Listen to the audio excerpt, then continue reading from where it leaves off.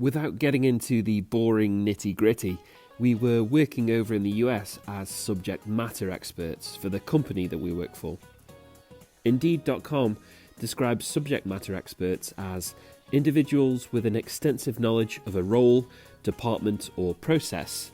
They can also be consultants who identify development areas and help facilitate change. Wow, saying that makes it sound more impressive than it really is. We're professional know-it-alls, alright? That's pretty much it. This is actually the very basis for the visa we work on. We had to assure the US government that 1, we were coming over here to essentially improve and make more American jobs, and 2, we weren't sneaking into the country to steal jobs from the native population. But that is not what this video is about. We heard word of another business that needed our expertise and input, and every one of us couldn't help but weigh in with our opinions on this. That's right, we found a genuine fish and chip shop in New Jersey, ran by a fellow Brit who knows that these are chips, and that these are simply not. You could tell the place was really playing up the Britishness too. Telephone boxes, pictures of the Queen, Beatles album covers on the walls. We had found this British-themed restaurant just existing, the same way you would expect to find Indian or Chinese restaurants back home, places that really play up their own culture and offer an exotic meal. Don't think too much about me implying fish and chips are exotic there. I certainly didn't. So, here we were. The subject was fish and chips, and you better believe we were the most qualified to call ourselves experts when it came to that.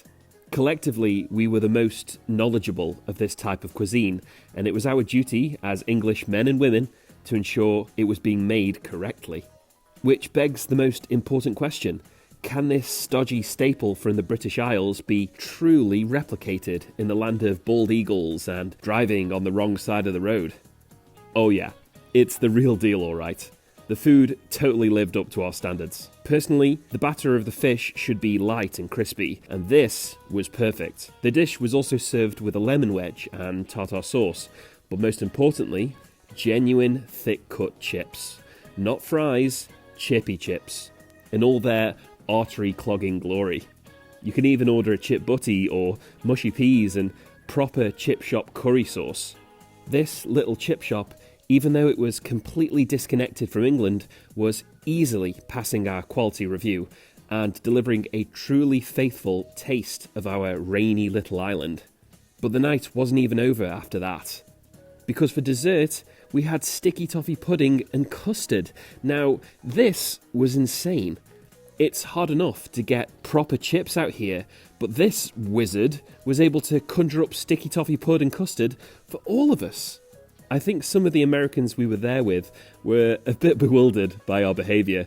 We were just reading the menu and getting visibly excited by the words printed on it.